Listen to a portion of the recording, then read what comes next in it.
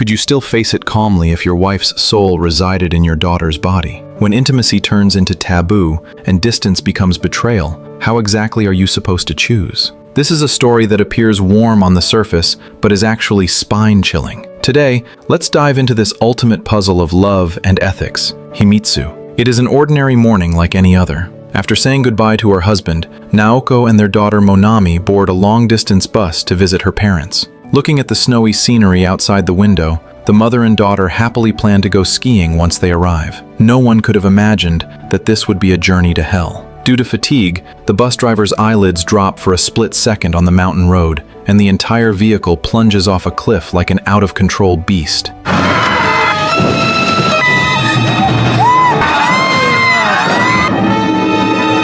At this moment, Heisuke is sitting home alone, still enjoying the meal on the table, completely unaware of the catastrophe befalling his wife and daughter. It isn't until he turns on the television news that a distressing report flashes across the screen. A serious accident involving a long-distance bus has occurred, with casualties unknown. The chopsticks in his hand fall to the floor as he rushes out the door like a madman, stumbling all the way to the hospital. The fluorescent lights of the emergency room are so blinding they make him feel a sense of dread. The doctor informs him that Naoko and her daughter are critically injured, and their chances of survival are slim. Heisuke staggered as he rushed into the space between the two hospital beds, his one hand tightly clutching his wife Naoko's cold hand, while the other gripped his daughter Monami's hand with desperate intensity. He rests his forehead against their hands, praying repeatedly for a miracle, like a drowning man grasping at a final straw. Finally, a single tear of regret slid from the corner of Naoko's eye. Using the very last of her strength, she gave her husband's palm a gentle squeeze,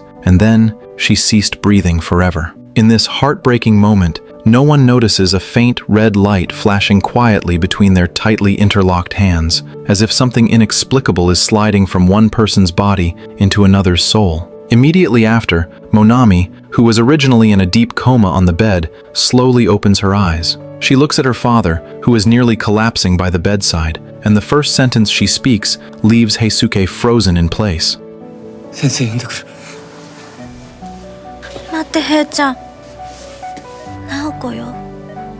私。 At first, Heisuke only thinks his daughter's mind isn't clear after escaping death, so he brushes off those absurd words. However, when Monami wakes up the next day, she tells the same story, and her details become increasingly specific. From the scene of their first meeting to private conversations that only happen at the bedside, one by one. As Heisuke listens, chills run down his spine. He wants to say it is impossible, yet every word she says matches perfectly, and even details he himself could barely remember are spoken clearly from Monami's mouth. After being discharged from the hospital, the two of them stay behind closed doors to discuss it several times, finally deciding to swallow this bizarre incident and tell no one. From then on, Naoko leads a double life. At home, she is Heisuke's wife, doing laundry, cooking, and managing the household. Outside the door, she is Monami, a young girl who still needs to go to school. On the first night back home, the two lie in the same bed as usual, but they both know something has changed.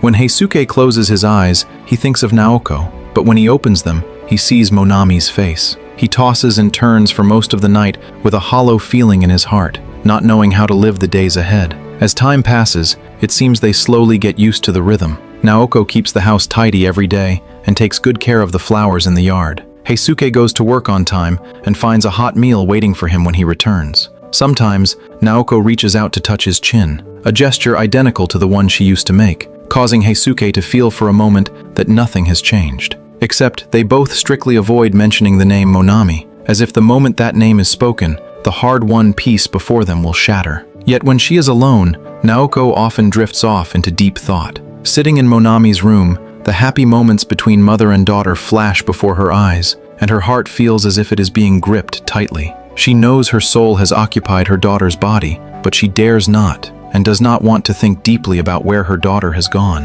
Heisuke is also very troubled. He doesn't rush home after work, but instead stops by the library to look through obscure books about souls and reincarnation. After flipping through them for many days, he finally finds an account in an old record. A girl in France had her soul move into someone else's body, only to have it return on its own 2 years later. There are only those few lines of text, and no matter how much he searches, there is no explanation or logic provided. Heisuke holds the book and sits in the corner of the library for a long time. He doesn't know if Naoko will suddenly leave one day like that French girl, and he certainly doesn't know how they should face it if that day truly comes. Returning home with a heart full of worries, he pushes open the door and sees that Naoko has already put on Monami's school uniform. She tells Heisuke that she wants to go back to school and live a new life with this young body. She promises Heisuke that at home she is still his wife and only has him in her heart. It's just that the ring on her hand must be removed, because a high school student wearing a wedding ring to school simply cannot be explained.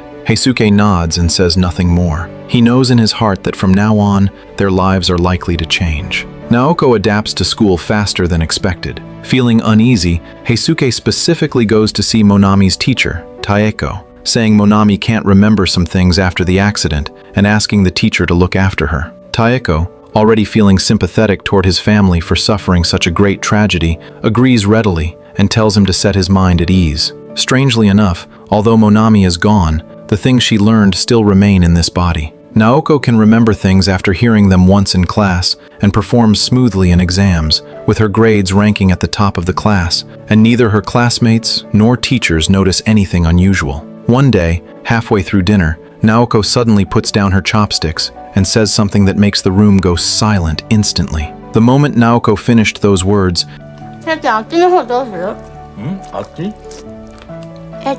Heisuke's heart was plunged into a state of extreme turmoil. He is a normal man with human desires, but facing his daughter Monami's body, he has never had any thoughts of that nature. In his heart, Naoko is Naoko, and Monami is Monami. Now they are fused together into an unbreakable knot that traps him inside, leaving him in a dilemma. Naoko isn't as conflicted as he is. What she is worried about now is how to use this new skin to make a life for herself. The next day, Heisuke runs into Taeko at the supermarket again, and the two sit on a park bench chatting about this and that. Taeko is young and beautiful, and when she speaks, there is a soft warmth in her expression, and her eyes seem to hide something else when she looks at him. Heisuke isn't without feeling. That little flutter is like a fish quietly blowing a bubble under the water before sinking back down, and he still suppresses those thoughts. Coincidentally, this scene is witnessed by Naoko on her way home from school. After Taeko leaves, Naoko asks a few casual questions, and Heisuke quickly changes the subject,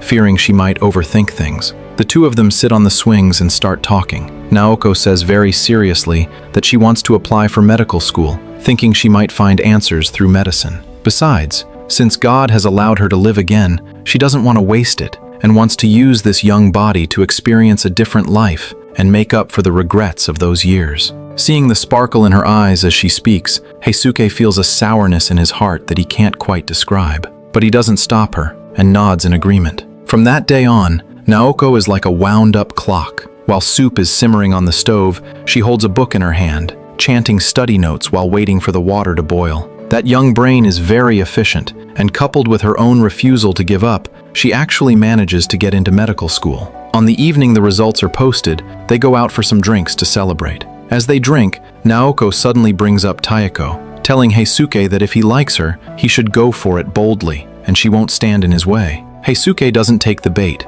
His eyes darken, and he lowers his head to pour himself another glass of wine. The two drink until very late before going home, and Naoko is completely wasted. Heisuke helps her to bed and reaches out to change her into more comfortable pajamas, but as soon as his fingers touch the buttons of the clothes, he recoils as if he has been burned. He stands by the bed for a while and finally only covers her with the quilt. At this moment, Naoko suddenly pulls his hand and slowly opens her eyes. There is no post-drinking fuzziness in those eyes. They clearly hold the gaze of a wife looking at her husband. Heisuke hasn't been without moments of attraction, but the moment he sees his daughter's face, only one thought keeps revolving in his mind. Before him is the soul of his wife, but this body belongs to his daughter. These two things are twisted together, leaving him suspended in midair, unable to go up or down. Naoko understands the struggle in his eyes. She knows this cannot be forced, and takes the initiative to suggest they should sleep in separate rooms.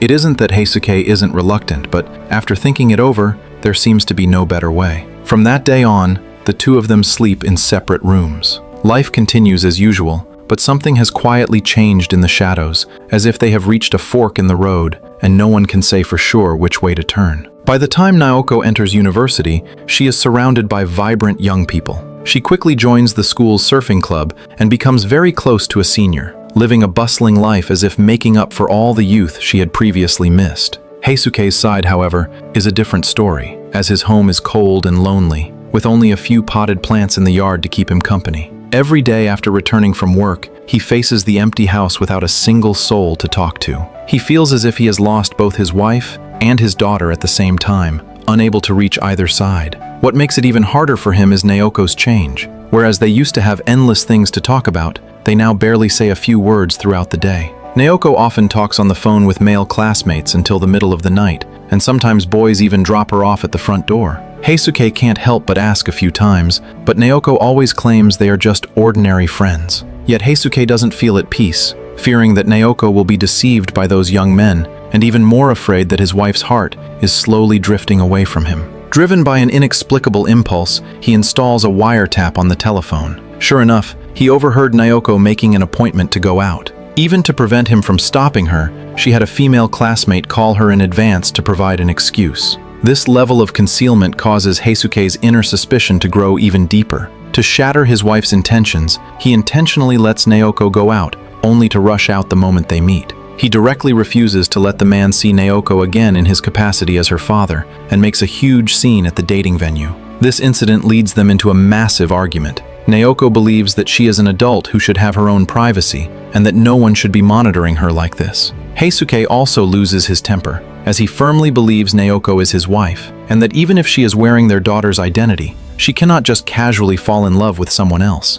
He feels that he has been loyal enough to this relationship, having ignored every other woman around him, even playing dumb with Taeko, while enduring and suffering every single day, only to have it result in this. Both sides argue their own logic, and neither can convince the other, eventually parting on bad terms. Heisuke drinks alone outside late into the night, his mind filled with thoughts of what to do next. When he pushes the door open to return home, he finds that Naoko seems like a different person, as if the argument from the afternoon never happened. She wears a lace nightgown and crawls into Heisuke's bed. Heisuke understands what Naoko is trying to do. She wants to use this method to mend the rift between them. But looking at this face of his daughter Monami, Heisuke can never break through his own moral bottom line. He truly cannot tolerate himself doing such a thing to his daughter's body. And even though it is his wife's soul, it leaves him feeling utterly ashamed. Until this day, Heisuke encounters an unexpected person on his way home from work. Fumio, the son of Hiroyuki, the driver from that bus accident.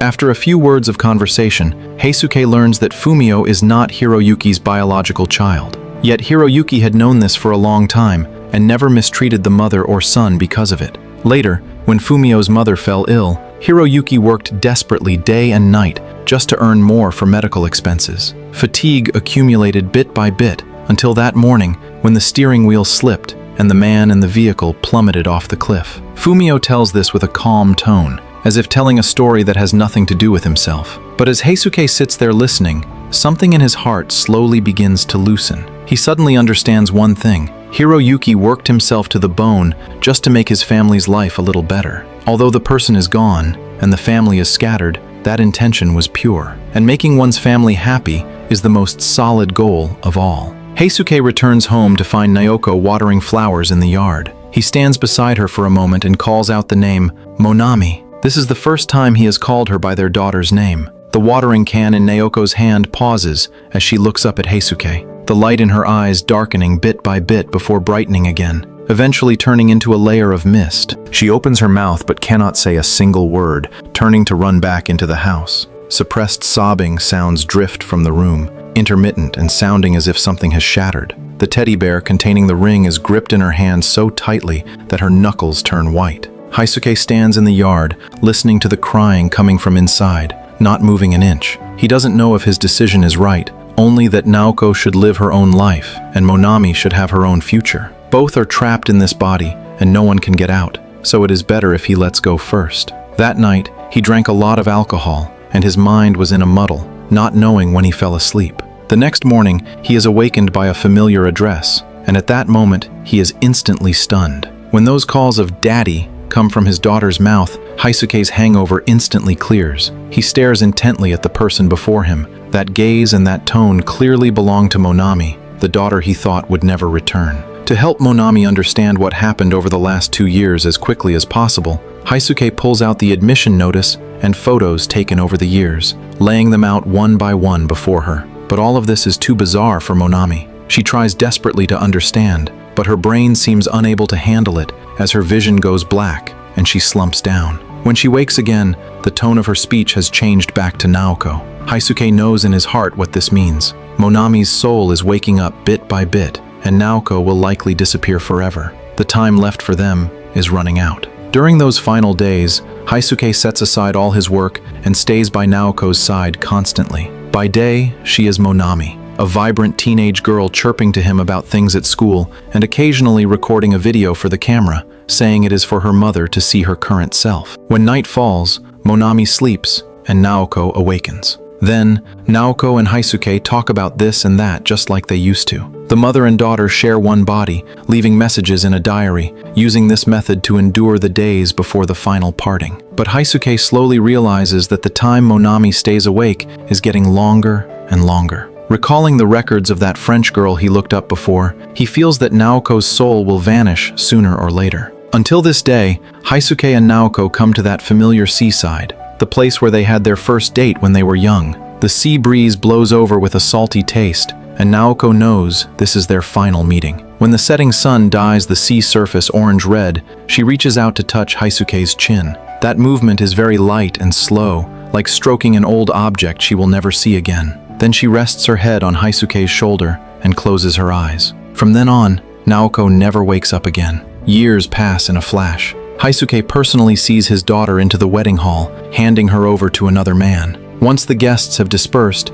Monami, wearing her wedding dress, comes to say goodbye to her father. As she speaks, she suddenly raises her hand and naturally touches Heisuke's chin. That is an intimate gesture known only to them as husband and wife. Heisuke awakens in an instant. He suddenly understands everything. There was no alternating of souls, no gradual awakening. From start to finish, it was always Naoko, and she spent these years gradually living herself into Monami. She hid all the flaws perfectly, just so they could each move toward their own lives and stop torturing one another. Heisuke looks at the woman in the wedding dress before him and says nothing. He just smiles. That smile contains bitterness and a sense of release, because from the moment the soul and body were mismatched, tragedy was already predestined. Is truly loving someone about possession or letting go? Himitsu gives us a heartbreaking answer.